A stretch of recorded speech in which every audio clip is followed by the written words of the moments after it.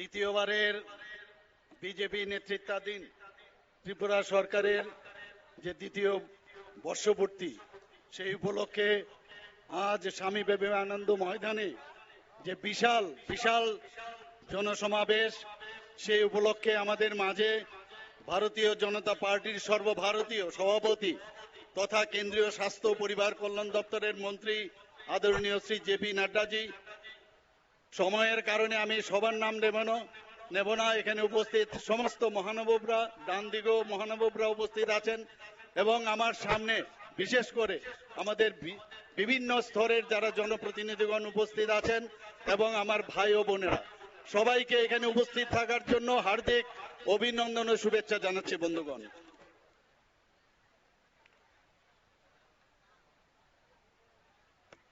আমি ধন্যবাদ দিতে যাই আমাদের বিজেপির সর্বভারতীয় সভাপতি শ্রী জেপি নাড্ডাজি মহোদয়কে, যিনি আমাদের আহ্বানে সাড়া দিয়ে আমাদের এই সমাবেশে উপস্থিত হওয়ার জন্য আমি সবাইকে একবার করতালির মাধ্যমে উনাকে স্বাগত জানার জন্য আমি বলবো। আমি ধন্যবাদ দিতে চাই আমাদের দেশের যশস্বী প্রধানমন্ত্রী শ্রী নরেন্দ্র মোদীজিকে, যার মার্গদর্শনে আমরা ত্রিপুরা সরকার কাজ করে যাচ্ছি এখানে। আমি ধন্যবাদ দিতে চাই আমাদের দেশের মাননীয় গৃহমন্ত্রীজি, যিনি সময় সময় উনার কাছ থেকে আমরা দিক নির্দেশিকা আমরা পাই। বন্ধুগণ, ৩৫ বছরের কমিউনিস্ট কুশাসন দুঃশাসন থেকে 2018-তে মাননীয় প্রধানমন্ত্রীজির আশীর্বাদে আমরা ত্রিপুরাবাসী মুক্তি লাভ করেছি। খুন, সন্ত্রাস, উগ্রবাদ, উগ্রপন্থীদের সৃষ্টি করার কারিগর এই সিপিএম কে সাধারণ মানুষ দেখেছে। এরূপ কংগ্রেসকেও আমরা দেখেছি। কংগ্রেসের সময়ও তাদের থেকে ধার নিয়ে একই স্টাইলে উনারও শাসনভার এখানে করেছেন। চাকরির কেলেঙ্কারি, স্বজন পোষণ, ব্লকের বকে দুর্নীতি, স্কুল কলেজে গুন্ডাগিরি, অফিস কাছারিতে আন্দোলনের নামে গুন্ডাগিরি। ওরা আদালত মানে না, ওরা বিচার মানে না। কিছুদিন আগে অদ্ভুত লাগলো আমার কাছে, আপনারা নিশ্চয়ই শুনেছেন যে মাননীয় কোর্টের নির্দেশে বিলুনিয়াতে ওদের 3 নেতাকে জেলে যেতে হয়েছে, কিন্তু উনারা কি বলছেন, উনারা কোনো দোষ করেননি। অদ্ভুত এই অবস্থা। এর আগে আমরা দেখেছি উনাদের এক নেতা যিনি এমপি ছিলেন, থানা থেকে উনাদের দোষী সাব্যস্ত ক্যাডারকে জোর করে বের করে নেওয়ার সেই বন্দোবস্ত ওরা করেছিল। আজ ওরা গণতন্ত্রের কথাই বলেন। কোথায় ছিল গণতন্ত্র? 2 সাংবাদিক বন্ধুকে উনাদের সময়ে হত্যা করা হয়েছিল, এখনো বিচার চলছে। আমি নিশ্চিত যে আগামী দিন যারা এই সংগঠিত যে খুন করেছে তার বিচার নিশ্চয়ই হবে। সিবিআই কাজ করছে, আমি আশা করছি সেটা খুব শিগগিরই তাদের যারা এই খুনের সাথে যুক্ত ছিল তাদেরকে পুলিশ ধরবে। আমি উনাদের সমস্ত সময়ে সমস্ত বিচার উনারা পাননি। ত্রিপুরা হত্যালীলা বহু সংগঠিত করেছিল, সেটা সবার জানা। অগ্নিসংযোগ, ধর্ষণ, কোনো বিচার তৎকালীন সময়ে আমরা পাইনি। উনাদের সময় 80 দাঙ্গা আমাদের সংগঠিত হয়েছিল, আমরা সবাই জানি। এখনো আমাদের চিন্তায় এখনো তরতাজা এই ঘটনা আমাদের কাছে আছে। মানুষকে ওরা মানুষ বলে গণ্য করতো না। বন্ধুগণ, গোয়েবলসীয় কায়দায় এখনো ওরা মিথ্যাকে বারবার বলে ওরা চেষ্টা করছে, এবং ওদের যে পার্টি সেখানে কিন্তু এই মিথ্যা বলার গোয়েবলসীয় কায়দার একটা কারখানা। গত 7 বছরে ত্রিপুরার বাজেট আপনারা সবাই জানেন প্রায় দ্বিগুণ হয়েছে। 2024-25 অর্থ বছরে বাজেটের আমাদের যেটা আমরা রাখা হয়েছিল 7,800 কোটি টাকা, এর জন্য ইনফ্রাস্ট্রাকচার ডেভেলপমেন্টের জন্য আমরা 7,000 কোটি টাকা রেখেছি। ইনফ্রাস্ট্রাকচার যদি ডেভেলপমেন্ট না হয় তাহলে কোনো অবস্থায় বাইরের থেকে ইনভেস্টররাও আসবে না, বা পার্মানেন্ট কোনো যে ইনভেস্ট করার পরে যে পার্মানেন্ট যে স্ট্রাকচার সেটা যদি না থাকে তাহলে অর্থনীতিরও সমৃদ্ধি হবে না। আমাদের বর্তমানে মাথাপিছু গড় হাই প্রায় দ্বিগুণ হয়েছে। 2017-18-তে ছিল 1,444,000 টাকা, 2023-24-এ 1,77,723 টাকা হয়েছে। বন্ধুগণ, জিএসডিপির কথা যদি বলি, 2023-13-14-তে ছিল মাত্র 25.58 হাজার কোটি, আর 2023-24-তে আমাদের এখানে এখন যে জিএসডিপি বেড়ে 82,082 কোটি হয়েছে। বিরোধীদের সমস্ত চক্রান্তকে অতিক্রম করে রাজ্যে এখন শান্তি প্রতিষ্ঠিত হয়েছে। বন্ধুগণ, আইন শৃঙ্খলার উন্নতি হয়েছে। এনসিআরবির যে রিসেন্ট আমাদের যে রিপোর্ট, তাতে দেখা গেছে নিচের দিক থেকে, আমি সব জায়গায় সবসময় সেটা বলি, তৃতীয় স্থানে রয়েছে। মহিলাদের ক্ষেত্রে নিচের দিকে অষ্টম স্থানে আমাদের রয়েছে। প্রভূত যোগাযোগ ব্যবস্থার উন্নতি হয়েছে। আমাদের মাননীয় প্রধানমন্ত্রীজি এবং আমাদের মাননীয় গৃহমন্ত্রীজি বারবার বলছেন যে নর্থ ইস্ট যদি ডেভেলপ না হয় তাহলে ভারতও কিন্তু ডেভেলপ হবে না, এবং সেই দিশায় 12টার মতো অ্যাকর্ড হয়েছে। আজকে নর্থ ইস্টার্ন জোনে শান্তি প্রতিষ্ঠিত হয়েছে। কিছুদিন আগেও আমাদের এখানে যারা এনএলএফটি এবং এটিটিএফ এর এরা অস্ত্র সেই অ্যাকর্ডের কারণে তারা সারেন্ডার করেছে। এখন আমরা বলতে পারি যে ত্রিপুরা এখন মানে টেররিস্ট মুক্ত ত্রিপুরা, সেটা আমরা দাবি করতে পারি বন্ধুগণ। এখন চারিদিকে যে হীরা মডেল আমাদের মাননীয় প্রধানমন্ত্রীজি বলেছেন যে আমি হীরা মডেল দিব 2018-র আগে, এবং সেই অনুযায়ী যেমন বলা তেমন মানে সেটা করেছেন উনি। আজকে এখানে ন্যাশনাল হাইওয়ে এসছে, ইন্টারনেট হচ্ছে, এখানে রেলওয়ে হচ্ছে, এখানে এয়ারওয়ে হচ্ছে, সব দিক দিকে এখন ত্রিপুরা অনেক উপরে এখন স্থান নিয়ে নিয়েছে। আমাদের এখানে ন্যাশনাল হাইওয়ে প্রায় 839 কিলোমিটার তার কাজ চলছে। Third gateway in terms of internet যদি বলি, মুম্বাই এবং চেন্নাইয়ের পরিবর্তে পরে ত্রিপুরার স্থান এই থার্ড গেটওয়ে যে ইন্টারনেট। মহিলাদের সুরক্ষা, ক্ষমতায়ন ও স্বনির্ভরের অগ্রাধিকার আমরা দিচ্ছি। মহিলাদের জন্য 33% রিজার্ভেশন আমরা রেখেছি। 50% সরকারি যদি কোনো স্টল হয় সেখানে মহিলাদের জন্য আমরা রিজার্ভেশন রেখেছি। আমরা যদি কোনো জমি কিনে তাহলে 5% থেকে মহিলাদের নামে যদি রেজিস্ট্রি হয় সেখানে 4% আমরা করেছি। আমরা কলেজ ফি, যারা মহিলা আমাদের ডিগ্রি কলেজে পড়ছে তাদের সমস্ত রকমের ফি আমরা মুকুব করেছি।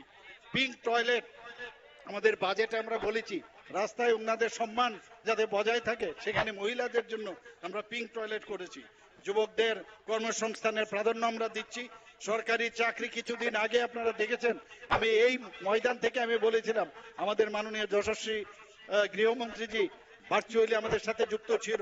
ত্রিপুরাতে 2018-তে এখন পর্যন্ত সরকারি চাকরি 16,451 জন পেয়েছে বন্ধুগণ। আউটসোর্সে 5,771 জন পেয়েছে। সিকিউরিটি গার্ড সরকারি এবং বেসরকারি মতে 2,937 জন পেয়েছে। এমপ্লয়মেন্ট জেনারেশন টিআইডিসির তরফ থেকে এখন পর্যন্ত 6,017 জন পেয়েছে বন্ধুগণ। এমএসএমইর মাধ্যমে প্রায় 2 লক্ষের অধিক এন্টারপ্রেনার এখন তৈরি হয়েছে ত্রিপুরাতে। বেকারত্বের যদি কথা বলি, বেকারত্বের হার 1.7% ত্রিপুরাতে, অথচ জাতীয় গড় যেখানে 3.2% আছে। মাননীয় অমিত শাহজির উপস্থিতিতে আমরা কিছুদিন আগে প্রায় 2,830 জন বিভিন্ন পদে আমরা নিয়োগপত্র এখানে দিয়েছি। নিয়োগ প্রক্রিয়া অব্যাহত রয়েছে।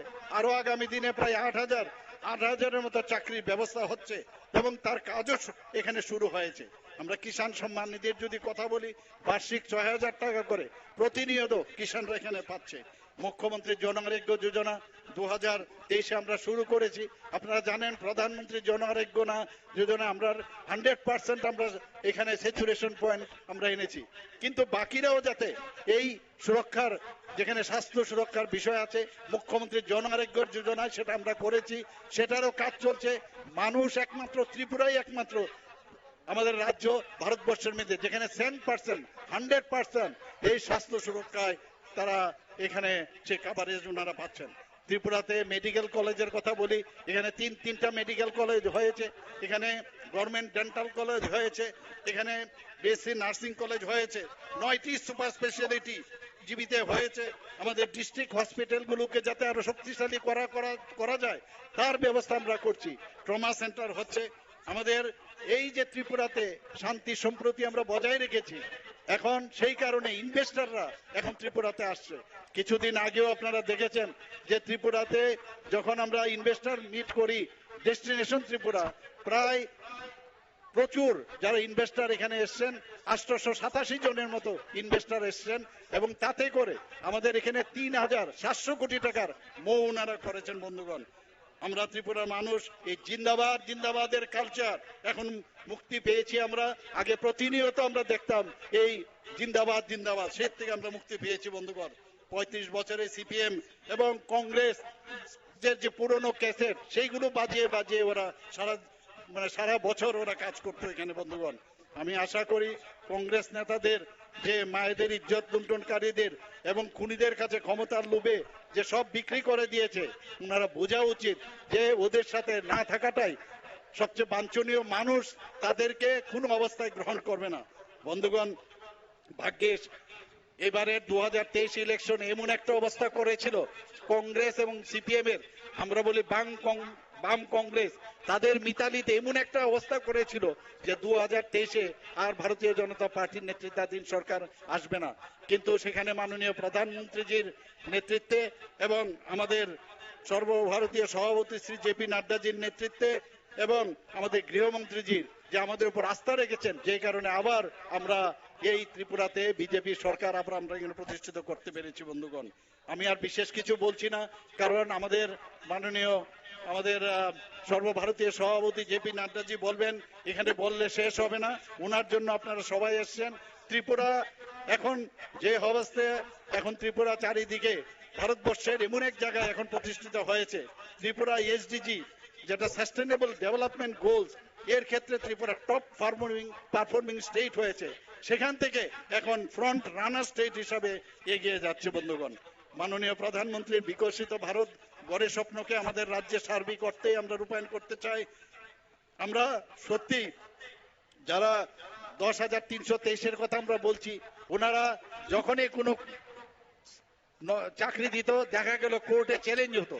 এখন পর্যন্ত এই ত্রিপুরা সরকার যেভাবে স্বচ্ছতার সাথে কাজ চালাচ্ছে, স্বচ্ছতার সাথে চাকরি দিচ্ছে, একটাও কেস আপনি দেখাতে পারবেন না যেটা চ্যালেঞ্জ হয়েছে কোর্টে বন্ধুগণ। আমরা স্বচ্ছতার সাথে আমরা থাকতে চাই। মাননীয় প্রধানমন্ত্রী যে স্বচ্ছতার সাথে আমাদের ভারতের সরকারকে উনি চালাচ্ছেন, সেই দিশায় আমরা ত্রিপুরা সরকার আমরা সেইভাবে চালাচ্ছি বন্ধুগণ। আমি কিছুদিন আগে আপনারা প্রতি ঘরে সুশাসন, আমরা প্রতি ঘরে সুশাসন প্রথমবার মাননীয় প্রধানমন্ত্রীর জন্মদিনে আমরা শুরু করেছিলাম 2022-এ 17ই সেপ্টেম্বর, এবং দ্বিতীয়বার আমরা নভেম্বরে 23-এ আবার শুরু করেছি দ্বিতীয়বার।